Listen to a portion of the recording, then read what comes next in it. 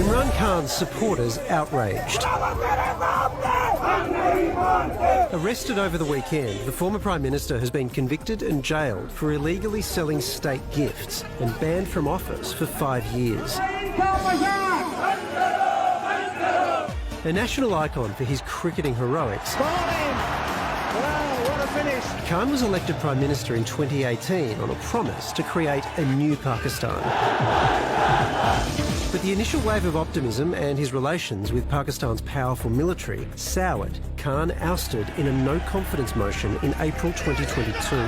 The former PM and his supporters demanded fresh elections.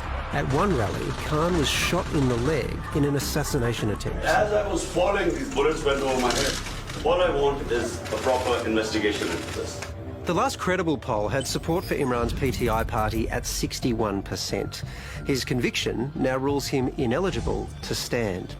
It also meant we couldn't go ahead with an interview we had booked with him the very next day.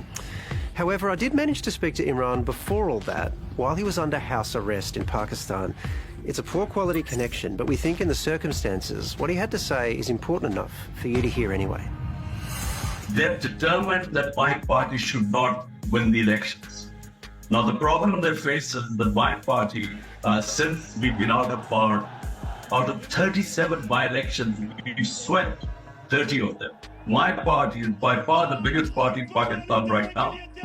And according to all opinion polls, will sweep the election.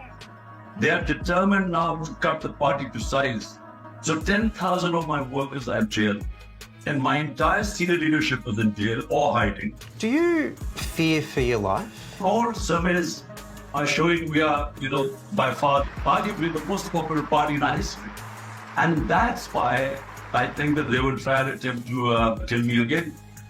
Because, they think that even if they put me in jail or even if they disqualify me, we will still win the election. What's going to happen to you in prison? Whatever they do. Whatever they will be election. PTI, Tehreek Insaf will win the election. Why? Because you can do what they want with me or my workers, but the vote bank stands firmly behind PTI now. PTI will sweep the elections no matter how much they win the elections. That's why they are so scared now. Do you think you'll be tortured? I don't know. We have our senior members have been picked up. They stripped him naked, they tortured him. My chief of staff, he was stripped naked, tortured for 2 days. So, God knows I'm prepared for everything. But the fact is that, this is something, I call this a struggle for our genuine freedom. Real freedom comes with rule of law, where the powerful cannot get away with things like what they're doing right now. This tiny elite which has ruled Pakistan, this is a battle against them. And this is really till I'm alive. I will fight right to the end. With Khan in jail, overnight Prime Minister Shehbaz Sharif dissolved Parliament ahead of a general election in November. I'm not allowed on any Pakistan TV channel right now. My name cannot be mentioned on any electronic media today, even in the print media. Why exactly is that? So this is what's going on. I mean, it's a reign of terror. They've totally muzzled the media, even the judiciary cannot protect our fundamental rights. And as I said, all these people are in jail illegally because they were political workers doing peaceful protests. I think many people watching this would remember you as the cricket hero who won the World Cup in our own country. You've got a special relationship with this place, and it's fair to say that your life's changed pretty drastically since then.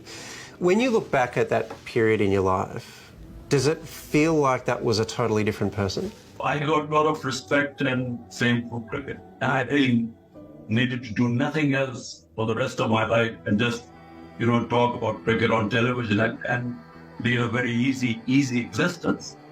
But I felt that, my country had given me so much love and respect. But I realized that, what I really want is that we should build a welfare state in Pakistan, where a state looks after the poor people, rather than them, the tiny rich get richer and the majority of the people live in a sea of poverty. So all I can do is try my best. And I have been for 27 years struggling for this. So this is a struggle. Whether I succeed or not, I will try my best. If I had not gone through the mill, 20 years on the cricketing field, walking onto the field and taking one challenge up, facing losing and winning, understanding the dynamics of losing, how to pick yourself from the ground. If I had not learned those lessons, I would have given up a long time ago. So I would not be able to certainly take the challenge which I face right now, the biggest in my life. The biggest challenge of his life and a nation-defining challenge for the people of Pakistan. I read that before Pakistan won the World Cup back in 1992, was it? He told his players to fight like cornered tigers. Yeah. The tiger is now cornered. What does he do now? Yeah, well, I think what's really interesting is his certainty that it's not going to stop his party, the fact that he's in prison. I don't see a way he gets out of prison for I think that's done. But it may well be that his party still somehow gets hold of certain levers of power in Pakistan. It'd be fascinating to see how they handle that. And it's not unheard of in Pakistan for someone who's been in prison to turn into the leader, into the president. And leaders then to... It's almost a bit of a cycle, which is... I mean, let's be clear. Imran Khan has his critics within the context of Pakistani politics, but there are two separate issues. One is him as Prime Minister and whether you like or you don't like his... And then the way he's being handled now and whether or not he should be able to contest the election. They're actually separate arguments. And there's a move that I read within his party, the PTI, to somehow bury the hatchet with the military, so potentially to keep them in the election, but then to not alienate their base because their base doesn't want them to be cosy with the military. So it's quite the tightrope that they're trying to walk. Yeah, you become friendly with the military and you get in power and then suddenly they fall out and then it's a very difficult cycle to break. Great job, great interview.